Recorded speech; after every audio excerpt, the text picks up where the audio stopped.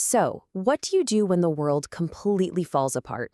Today, we're going to look at a group of young people from the 14th century who, when faced with total societal collapse, used storytelling not just to get by, but to literally rebuild their own little civilization from the ground up. All right, let's set the scene. We're in Florence, 1348, and it is grim. The Black Death is tearing through the city, and it's not just a disease, it's like a bomb that's gone off in the middle of society. All the rules of civilized life are just gone. Families are shattered, and the streets are filled with absolute despair. This isn't just some historical backdrop. This is the chaos that our entire story is trying to fix. And this really lays out the core conflict, doesn't it? On one side, you have the complete breakdown of everything, the disordered, collapsing world of the city. But on the other, you have this glimmer of hope. The idea of creating a sanctuary, a new, civilized order that's built on reason and cooperation, a place surrounded by life and nature, not death and despair. So, who are these people who decide to do something about it? Let's meet the 10 young folks who decided that just running away wasn't going to be enough. So you've got this group, 7 young women and 3 young men, and they make a pact. They decide to leave the dying city of Florence behind and head for a beautiful, secluded country villa. But here's the key. This isn't just about escaping. This act of fleeing is their first, very deliberate step away from chaos and towards building an entirely new, rational world just for themselves. Now, this is where it gets really interesting. The second they arrive, they don't just kick back and relax. Nope. They immediately start building a new community because they know that without rules, the chaos they just fled could very easily follow them right inside. And just look at how methodical this is. Flee, arrive, elect a leader, establish rules. There's such a clear logic to it. In a world that's gone completely mad, their very first instinct is to create a predictable, even democratic system to govern their lives. This isn't happening by accident. It's a conscious act of social engineering. So what's their first act of creating order? They elect a leader. And their choice says it all. They pick Pampinea, who's the eldest of the women and, importantly, the one who came up with the escape plan in the first place. She's the natural choice to guide them. And as we'll see, it's her idea that becomes the very soul of the Decameron. Okay, so they have a leader, they have rules, but now they face their next big challenge. How do they actually fill their days in a way that makes their new society stronger, not weaker? Let's just pause on this for a second. I mean, really think about it. If you've just managed to escape the apocalypse, what do you do next?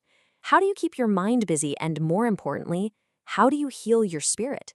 This is the crucial question that Pampinea puts to the group. Pampinea's argument here is just brilliant. She points out that competitive games, like dice or chess, they always create division. There's a winner and there's a loser, and that can lead to frustration and jealousy. But storytelling, that's totally different. It's a shared act. It brings comfort and pleasure to everyone at the same time. It unites them right where games would have driven them apart. And here's the heart of her argument. In her own words, the goal is an activity that can afford solace to all the company. The key word there is all. The whole point of their pastime isn't just to be entertained, it's to heal and unify the group. It's basically a form of collective therapy.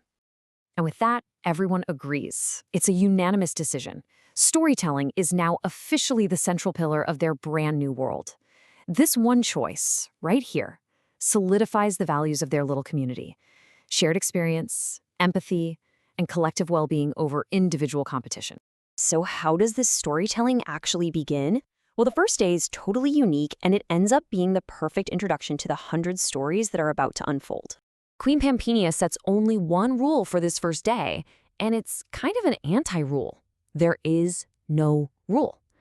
Unlike the days that follow, which will each have a specific theme, day 1 gives the storytellers complete freedom to talk about whatever they want. And this creative liberty is incredibly important. And just look at the amazing variety that this freedom creates. On this very first day, they tackle everything from critiques of the church and wisdom found across different religions to stories about clever, everyday people outsmarting the rich and powerful. It's a perfect snapshot of the human condition. This is exactly why literary scholars call the first day an overture. Like in an opera, where the orchestra plays a piece that gives you little hints of all the major songs you're going to hear later. That's what Boccaccio is doing here. He's using this themeless day to give us a taste of all the big ideas, things like wit, fortune, love, and deception that he's going to explore for the rest of the book. So, when you boil it all down, what's the big takeaway? The Decameron isn't just a collection of entertaining stories. It's a story about storytelling.